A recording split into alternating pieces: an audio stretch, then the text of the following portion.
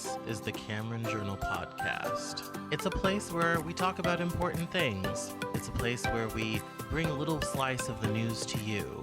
And it's a place where we do important things, have important conversations. It's also things that I like to talk about. My name is Cameron Cowan, and this is the Cameron Journal Podcast.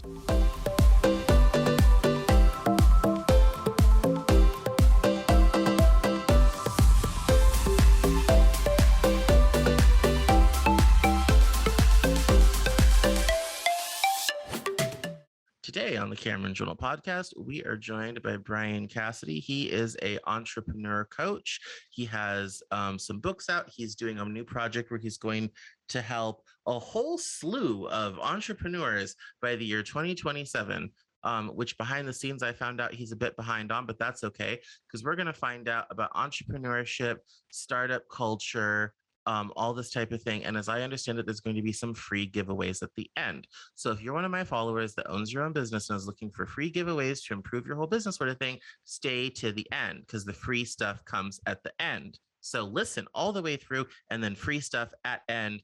Welcome, Bryan, to the Cameron Journal Podcast. How are you? I love your introduction there.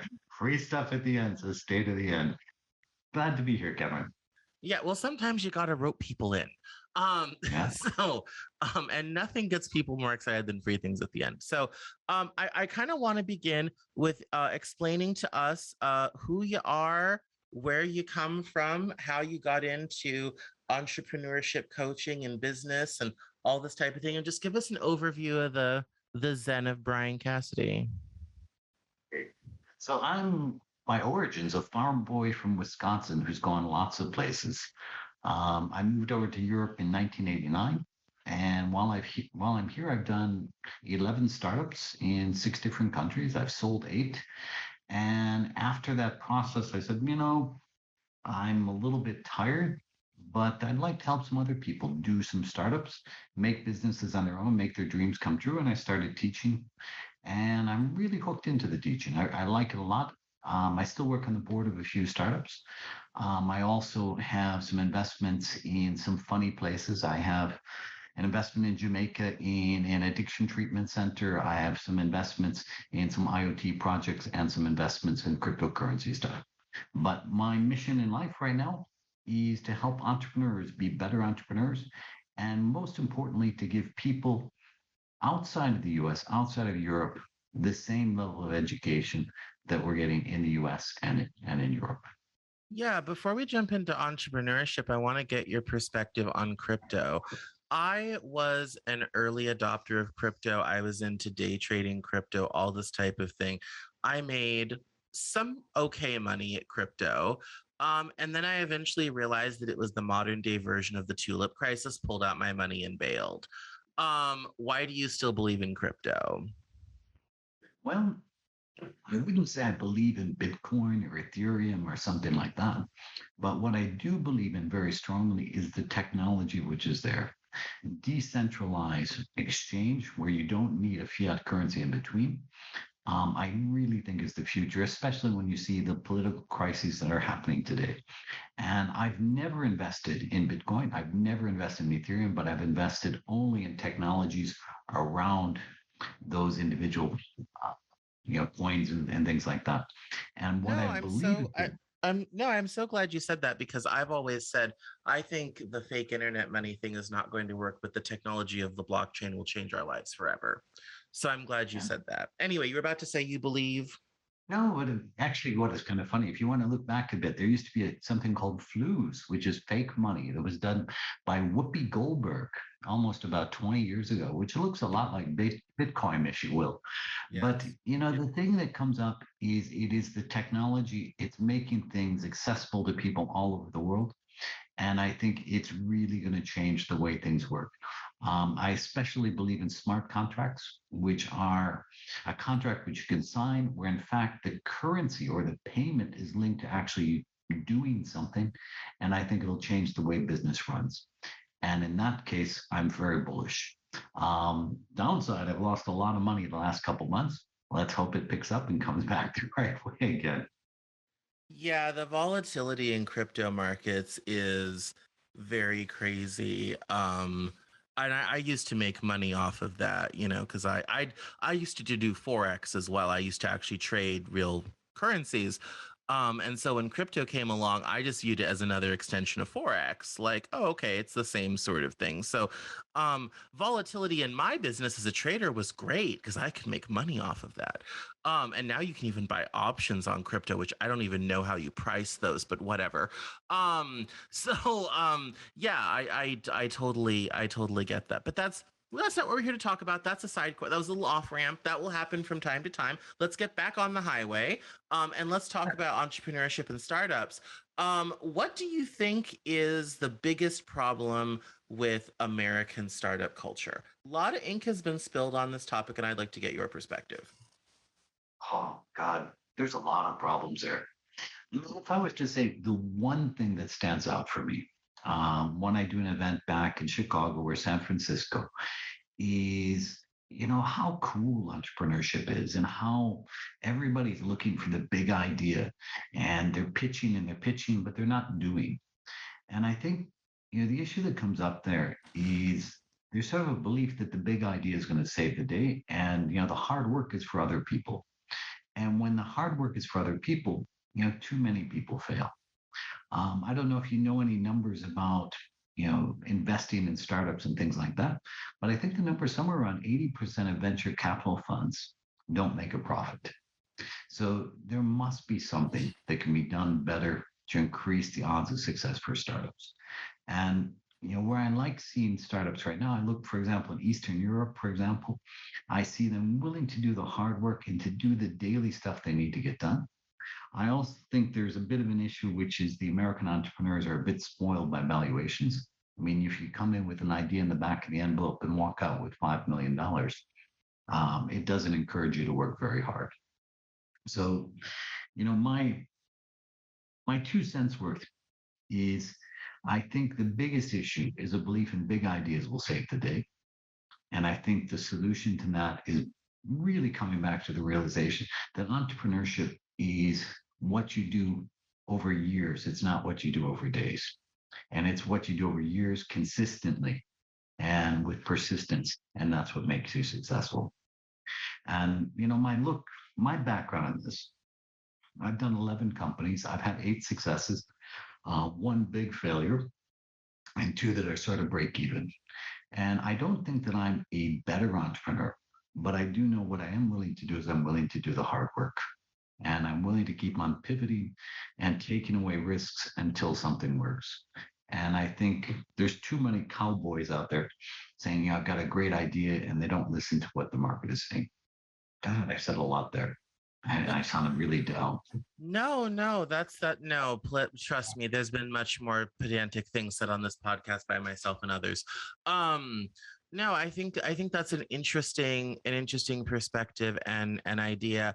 There's been a big kind of conversation, although little progress, on trying to make American startup culture more diverse and trying to find more minority owned business owners because the present startup culture tends to be very white, very male, very middle to upper middle class, even elite at some high levels. Like Mark Zuckerberg went to Harvard, okay, like all this sort of thing.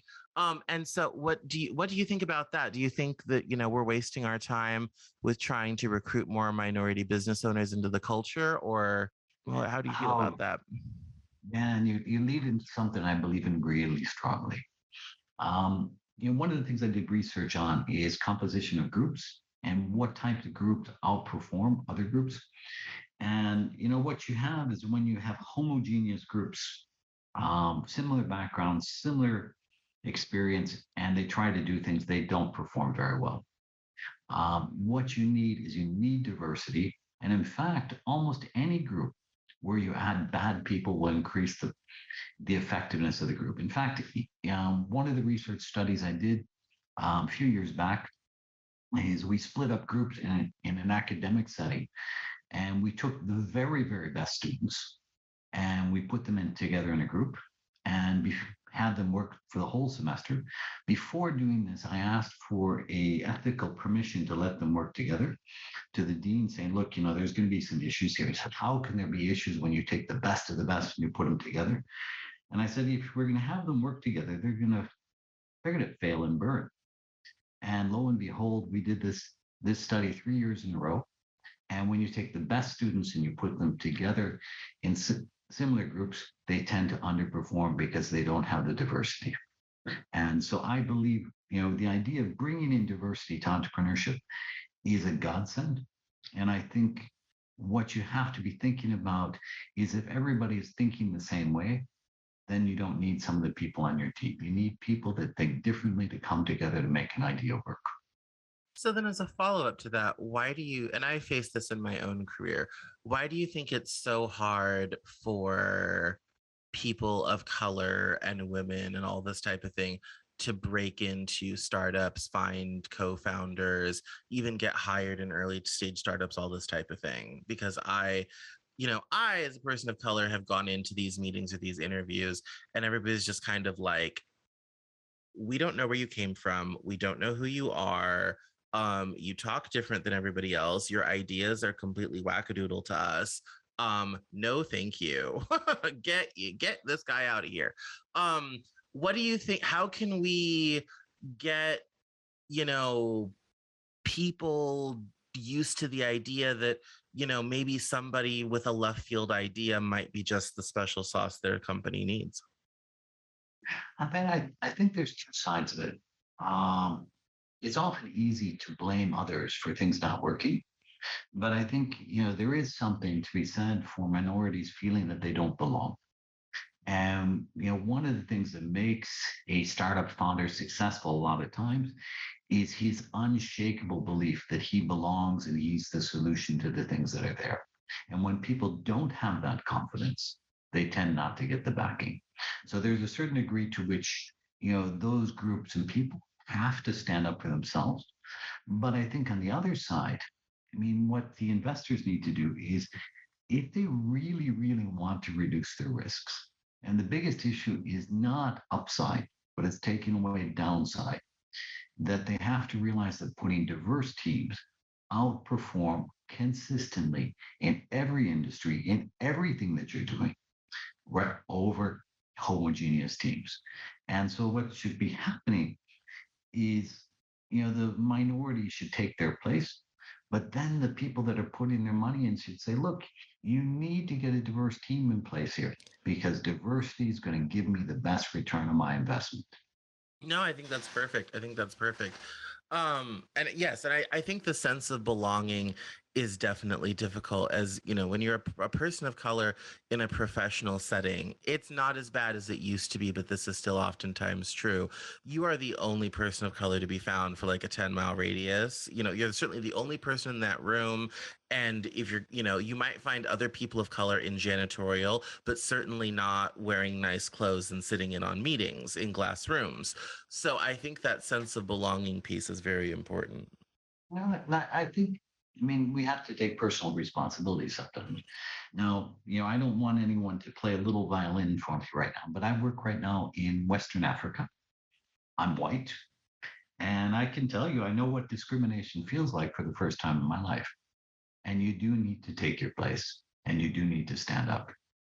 And it is not easy, especially if you're always used to being, given the special chair in a room. But I think, you have to play along with the game. You have to fit in. For me here, as the only white guy in a lot of meetings, you know what? I need to play the game. And it's on me as much as it is on them to let me into the game. Yeah, I think that's one of the problems we have in this country is the willing to play the game, which for me I struggle with because I'm autistic, so I'm neurodivergent, so I'm just on a completely different reality than everybody else anyway. So I realize that, like, for me it's probably a lost cause. Which is why I do this. But I know, I mean, a lot of other, I think a lot of other people of color go into that and they find out that, you may get a seat at the table, but nobody listens to you. They don't share your aesthetic vision or your vision for anything. And so it's kind of like, okay, well, we have them sitting at the table and now we can promptly ignore them and get back to what we were talking about, sort of thing. So how do you think we can shift the mindset to get people to realize hiring someone who's a minority is one thing, putting them at the table is another thing. Letting them do something and be part of the vision is another thing as well. How do we shift the mindset on that, do you think? Because it's the third piece that I think is where the mind shift problem is in this country. There's a lot of talk about different leadership styles. And, and I think, we have an old vision of leadership, which is somebody out in front of the troops and leading people on. And, I think a modern leader today, he should be a servant leader. And his job is not necessarily to lead, but make it possible for everybody in his team to lead. So the manager has to come back and say, look, if John isn't contributing or Jan isn't contributing, what his job is not necessarily to lead, but to take away the barriers that are there from them being heard. And, it's easy a lot of times to blame the individual, but usually, well, I'd say 9 times out of 10, if something isn't working, it's not the individual's fault, it's the system's fault. And what you need to do is think about, as a company, how do you create a system where there's clarity in terms of leadership, where everyone has a voice, and when that voice is respected. And if you don't have a system in place to do it, you got to put it in place, because that's the way you're going to be more successful. That's the way you're going to get value from the people. And that's the way your business is going to work better. And by the way, it's also a lot more fun. No, I'm so glad you said that, because I always just describe my leadership style as I'm about containers of success, in terms of, have I put you in a container in which you'll be successful? If you're a goldfish and I put you in the desert, you're not getting very far and you'll be dead in about 3 minutes. But if I put you in a fishbowl on my desk with food, light, and a nice plant, you're going to do very well for yourself. So even when I worked in fashion and I was working with, models from age 16 to mid 20s, my whole goal was, how do I make it so you can be successful? Because when you look good out there on the runway, I look good because I produce the fashion show. So what do I have? How can I create this container of success? And that's, been true in graphic design or web design. What do you need from me so you can do your job very well?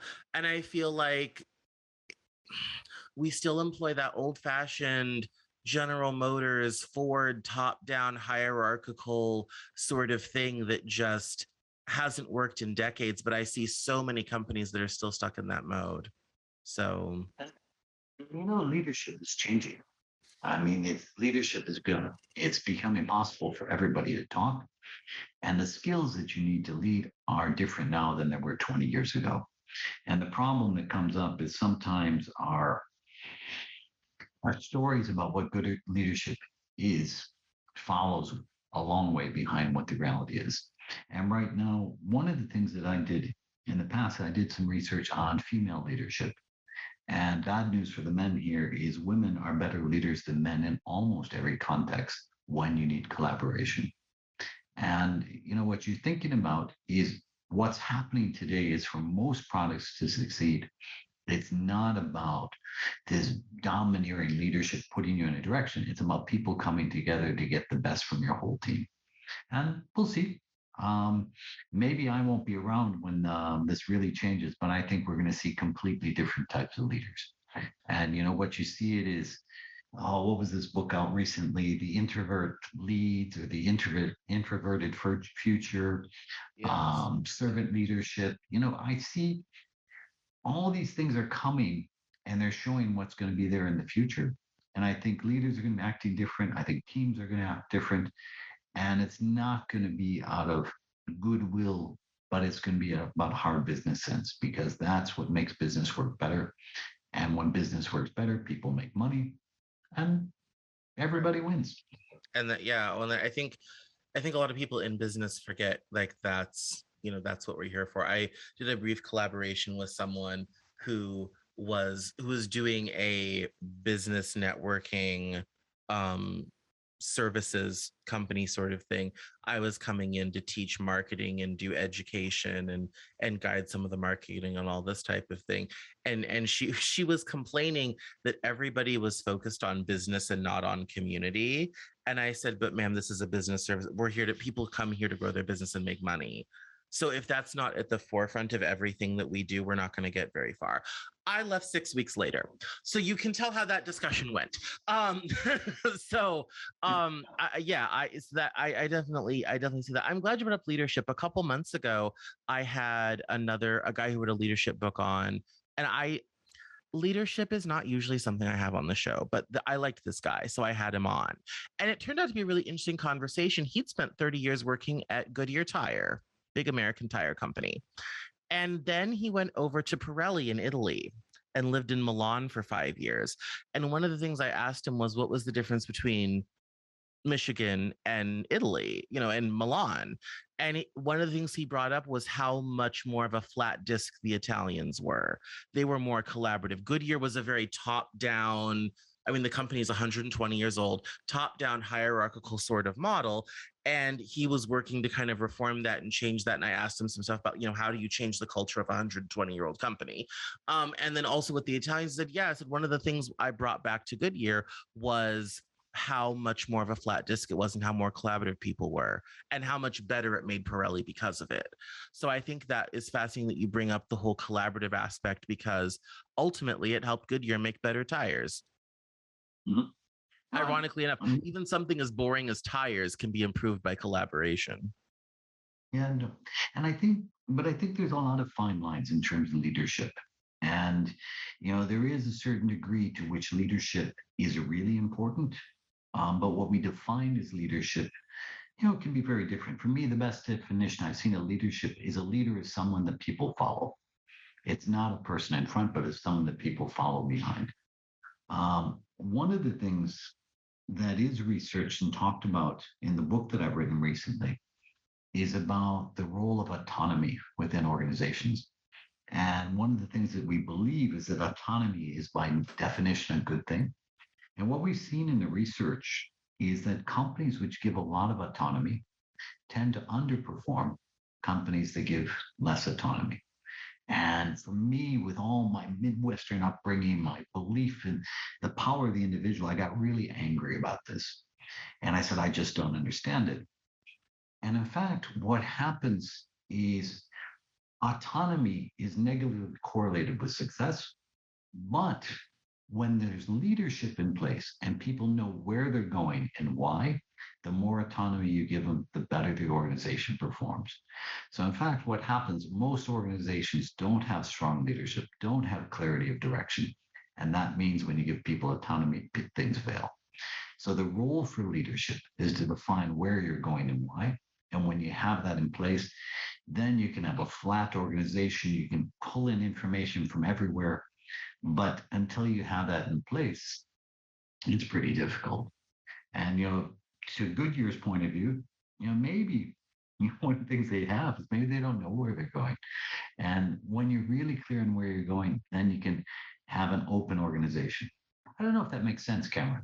No, Um, it does. And thank you for saying that, because I definitely didn't ask a question. I made a statement and left you no room to talk. So good on you for talking after my declarative statement that didn't leave you an opening to say anything. Which that's nice. So good for you. No, I think that is a thing of not having a clear vision for what it is, and that is something that, and it's funny that you say all this stuff, because I feel like the world is catching up to what I figured out a long time ago. Like, one of my big things always was helping everybody understand what we're doing here. And I tend to spend a lot of time on that. I kind of reinvented Denver Fashion Week in 2012.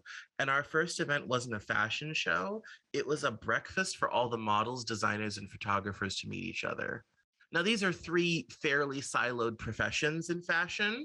Um, and I said, you know what? Let's just dress nicely, go out on a Sunday. Let's have breakfast together. Let's talk together. Let's meet each other, all this type of thing. And because I wanted everybody to understand what we were doing, 5 fashion shows in 6 days at 4 different venues. And I felt like if everybody had a chance to talk and get to know each other, then everybody would be going towards the same thing. And then I can kind of get out of the way and just let everybody do their thing and be amazing, and we end up with an amazing show. And we did, and we got tons of press, and we turned Denver into a fashion town. and we really hadn't had that before. And now it's owned by another organization, and they're doing a great and fabulous job. Love 303 Magazine, who has that event now, and they do great work twice a year. And so I guess my question then is, boring story. Thank you for bearing with me. My question is, uh, how do we develop that shared vision culture in a startup environment where you might have a pernicious founder, a team of 4 or 5 people trying to make it happen? How do we get that shared vision going? Oh, I could give you lots of answers there. Um, Well, I it is a think, podcast, so I think the bottom line of alignment in an organization, clarity, is about developing common stories. In fact, what people don't go into mission statements. People don't buy into objectives. They don't buy into to-do lists. They buy into a story. What are we doing and why? And the challenge that comes up is for a leader within an organization, he has to be inclusive, but at the same time, he needs to lead. One of the tools that I've put together is a tool called True North, which is sort of remember those ad libs? I mean, I'm probably older than you are, but you used to get these blank stories and you would fill in the blanks. We've created a fill in the blank alignment tool, which called True North. And it takes people through a process of starting with a story, getting people to talk about the story, getting people to agree the story. Secondly, it's about identifying objectives, um, and what is success, what isn't success. And then what happens is most companies sort of stop there. And what we do is we continue on with a couple more elements. One is, what are the restrictions? What don't you want? What are the tactical constraints? And how does it all fit together? And if you've been following carefully, it fits into a context which is north. North, N is narrative, O is objectives, R is restrictions, T is tactical constraints, and H is about, here's the place to start. And I find what I can do with a company now, you give me 30 minutes with a management team, and we can have it. I can explain the tool, I can have them sit down, and I can have them make clear things that they haven't had clear for a long time. Now, it's not perfect, but a lot of places, perfection is the enemy of the good. It actually just moves you forward in the right direction. So, the answer to your question, how do you define this within an organization? You start with a story because people think in stories. You make it clear about where you're going and why, and where you don't want to go. And I think there's a lot to be said on simply checking the boxes off and making sure you cover these things, because most leaders don't do it. I think what you did well within your fashion week is you started talking about a shared vision. Why are we doing this? You talked about success. It's 5 events that are running well. You set in restrictions.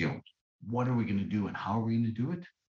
And you got people working together. And I think that's the role of a good leader. But no, I always, the one, when people used to ask me, what was the best thing about Fashion Week, I said, I had 35 models. 30 of them were women. We did not have one cat fight. We did not have one moment of drama. And 6 of those girls are still best friends to this day. That was the best part. I said, do you have any idea what it's like to have 35 women under 25 and there's no drama and everybody loves each other and they're giving each other rides and whatnot? That is, to me, it's like that was like the crown jewel. Like, I gathered 35 women and there was no drama and nobody hates each other. Like, that's huge. But I think that's because we knew what we were there for. We knew what we were trying to do. And my goal with that was, everybody's going to need a little bit of help along the way. Someone's going to need a pair of heels. Someone's going to need eyelashes. Someone's, whatever have you. Someone's going to need a ride at some point. And if everybody has that shared vision, those little human moments of helping each other that really kind of make things go in the world start happening organically. And that's what did happen. And that's what I think that's, if there's one thing I see in companies that I've either worked for or been a part of, is that if that's not there, people aren't willing to help other people in those small human moments that actually make society run. You know, No, it's the I think holding the doors, it's the person that pulls over to help you change your tire. That helps society go. And in a company, if nobody's doing that with each other, you might as well close the doors and go home, as far as I'm concerned. Go ahead. You interrupted you. I know, but I think what you're talking about is you're establishing a bigger mission. And when people buy into the bigger issue, the little mission, which is our personal egos and gratifying our personal egos, can take a backseat. So, the definition of what I would see as a good company is, are people more concerned about the success of the organization than about their own personal success? Are they more concerned about success of the organization than the little hiccups and frustrations they had on a day-to-day basis? And if they're not going into cat fights, you must have done something right. No, I mean I think that's the thing. I think that's where I, as a neurodivergent, struggle in an office environment or in a lot of these places, is everybody's in their own like universes and tribes, and they've got their own little bivouacs and areas and all this type of thing. And my brain doesn't even think that way to start with. I'm just like, oh, let's get this done, and you can do this, and you can do all this type of thing, and like let's get going. And everybody gets into their feelings, and then I get fired 3 months later, which is again why I do this. So um like I mean, I think that's something where it's like, getting people to think that way and have that shared vision and have those human moments and whatnot. I think it makes for a better company culture, makes it less toxic. And I've worked in some toxic company cultures. Makes for better company culture, and I think ultimately it's going to make you more money. That's I think the thing that people don't realize. Like, this stuff isn't just nice stuff, it actually makes more money. Like, you will be richer if you do this. I think you will be richer, especially with younger people, if you have a vision that people buy into. Yeah. You can get somebody 50 years old who shows up just to do his work to make his money, but you're talking to a 25-year-old kid right now. If they don't believe in what you're doing, they're going to leave. It doesn't matter how much you pay them. And this means that you have to talk about something which is big and important. And when you talk about something that's big and important, it's usually solving a customer issue someplace. It's all usually providing value. And when you provide value, you can make money. And when your people are motivated, they make you more money. It's a virtual circle. It's a snowball going down the hill. You get the ball going in the right direction. You get people supporting, helping along the way, and the ball gets bigger and bigger. And at the end, you got a big ball of money at the end. Yeah, no, absolutely. And I think, and I'm so glad you said that, because I think people really underestimate the importance of that sort of thing. That we've had some in the last decade or so, some companies start out very small and end up becoming big things. Is there any kind of former startup, now, large company, that got any of this stuff right? I'm thinking of the Instagrams, the Ubers, the Lyfts, the DoorDashes, Snapchat. I mean, these companies that started out with a small team of people and became these huge global empires. Did any of them get any of this right, do you think? I mean, as far as mission and objective, hmm, I don't know. I look at things like Meta today, and I'm trying to think, the initial idea was to put people in contact with one another, which was a pretty enviable mission. But now, is that mission there? I would say a company like Google gets it. Google organized the world's information, and let's make a lot of money along the way. That's a pretty good deal. They're doing something of real value, and they make money as they go. And I think what you have to look at is mostly companies don't stick around. I mean, it's companies change and change, and the ones that stick the course for the long term have a big mission. They're doing something important. They're doing something that people value, and they have employees they're sticking around. I'm trying to think of somebody who I believe does it really well right now. Hmm, that's a good question. Can you think of somebody who does it well? No. The only example I could think of was a company I think has gotten it wrong, and that's Amazon. I think Yeah, the Bezos culture of having everybody so siloed and like on these small teams, and meetings have to be short and all that, this whole like Amazon way of doing things. I think it's very efficient, but I think it I mean, I live in Seattle and I've heard a lot of stories about what it's like to work there. I think it makes for a very unpleasant working environment for the employees. And I think a lot of the missteps that Amazon has made has been because everybody's too cut off from each other. And that's not good. You know, everybody's on these small, Bezos is a big thing of, small teams, doing big things. And I feel like, but what happens if we get engineering in a room with fulfillment? What happens then? What conversations are Mm. going to result from that? Hell, even if you just get small teams together in the same business area, what happens? What magic problem that everybody's trying to solve, or what problem did they discover they didn't even realize they have that might solve five other things? Like that's why, like, I think, like, what would happen to Amazon if the entire company got into a ballroom and just talked to each other? I don't know.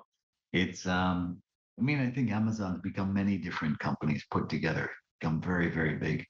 But I think, you know, I know they're like a Japanese Zaibatsu. yeah, I mean, I can look at Japanese companies. They're not that successful right now, but for example, Toyota, they do an amazing job building cars, and everyone is proud and everyone is involved. And the thing is, I would bet on Toyota long term much more than I would on Tesla because they believe in what they're doing, and there's a collaboration and belief in making something great. And I think one of the problems I was just thinking, who's got it right? I look Southwest Airlines. That would be an example of a company that I thought had it right. I mean, they were talking about making air travel fun. They were talking about making air travel, efficient, and everybody sort of bought into it. You get on a plane with Southwest Airlines, people are laughing, the pilots are in a good mood, and everything sort of trickles down within the organization. And it's much easier to do this in a small company than it is in a big company. So, Jeff Bezos is probably not listening here, but I can tell him he's got a big challenge in front of him. But I think, where you need to go is you need to think of the bigger picture and how you get everybody aligned behind it. Wow. No, indeed. Big questions. I try. So contrasting that, is there a legacy company, either in the US or around the world, that you think successfully shifted its culture to improve things? And I have a couple names, but you go ahead first. Huh. I got a company I worked with for a while. Nobody's going to know it on the podcast. There's a company called TVH. I was going to pronounce it like a Flemish person. Um, and what they make, they were a family-owned company. They make pieces and parts for forklifts, tractors, and stuff like that. And they were in a very traditional business, and they revamped the whole thing around a series of values, which was first about reusing parts and pieces. So, for example, you imagine you have a crane that breaks. You got an old crane which is 20 years old. How do you replace it? Well, what they've done is they've created a whole system of taking apart cranes and getting the pieces all around the world. And they've created ways where um, they identify ways to fit pieces and parts together that couldn't normally be fit together. And what I saw, for example, in a company like this is they combine a number of things. They look really clearly at the job their customer wants to get done. They have a construction site, they have a tractor, they have to get things up and running correctly. They looked at how they could change the business model around to do it differently and how they could extract more value. So what they ended to do is they delivered more value and they made more profit, and they're doing gangbusters right now. Who else would I give as an example right now? I give you lots of bad examples. Um, I'm going to have to pass on that one right No, no, I mean, no, now. no. I like your forklifting crane example because I think that's the type of innovation that's required. I'm glad I was going to mention the one that I'm very surprised at what she's done is Mary Barra at GM.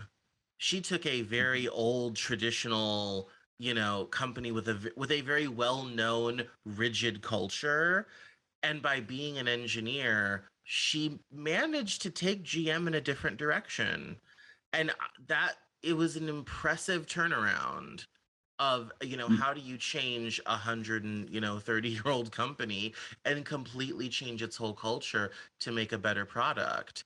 And I think that whole really, so I hope someone's writing a book about how she did that, because it really is this kind of fascinating it's almost as good as Indra Nooyi about with at PepsiCo buying Frito-Lay, which everybody thought was nuts at the time and turned out to be one of the best business deals ever.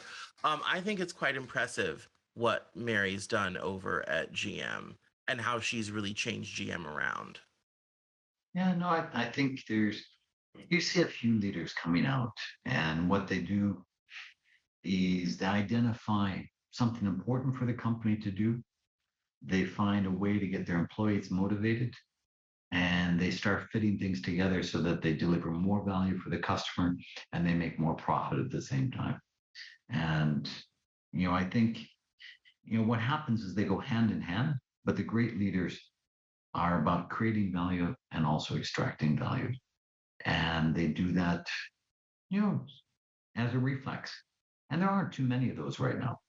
I mean, God, I've been in Africa too long. I got to get my examples up to date again, Cameron. Jeez, No, writing it's books. quite no, it's quite all right. It's always nice for people to have a relatable example and to have some solid points. But you've given people some solid stuff, so that's very good. But we're coming to the end, which means now it's time to talk about free stuff. So if you bore with and you're waiting for the free stuff, now's your moment.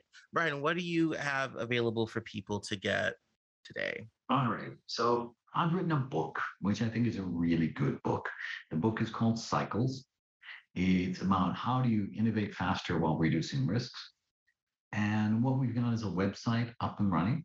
And up on the website, you can get all the chapters free. So you can download the whole book if you want. You can also get tools. You also have a series of videos, for example, how do you get a team aligned? We talked a lot about leadership here. And if you go there, you'll find a 8.5 minute lesson around building true north within your organization. So if you want to get there, you go to www.thecyclesbook.com and you can pick up everything you want on the site. And we will be running a series of promotions. So if you download a page, you'll also get a cheap deal to buy the book somewhere in the future. Now, what I like about what we've done as far as the book is there's a lot of talk about how do you do a startup these days. And basically, the startup process or growing a business process is you build, measure, learn. And effectively, the issue that comes up is everybody knows this, but how do you build? How do you measure? And how do you learn? And we brought together 22 co authors to explain the process of doing this step by step. And then we looked at a really important question, which is something we dealt with a lot today, is how do you get aligned on what you want to build, measure, and learn? So how do you get started in the right direction? So I think you'd find some good stuff up on the site. You could also buy my book. I'd be really happy to do that. And also the other thing we are doing is we're on a mission to coach, train 1 million entrepreneurs by 2027. I noted with Cameron earlier, I'm a little bit behind in my target right now. I taught about 1,000 students last year. But one of the things I am doing is looking for people who would like to use our methodologies to teach local programs. And we're giving the content away to local schools, local universities, accelerators, startup clubs, so that they can run the programs themselves and make things work better. So that's my freebies.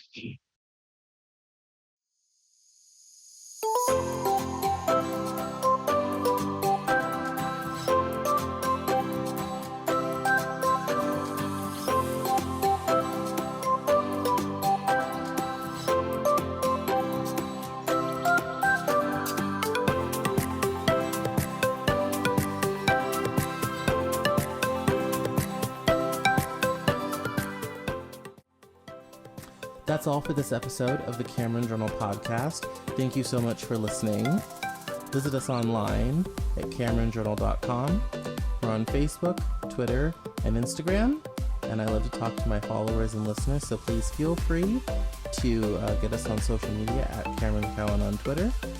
And we'll see you next time on the Cameron Journal podcast.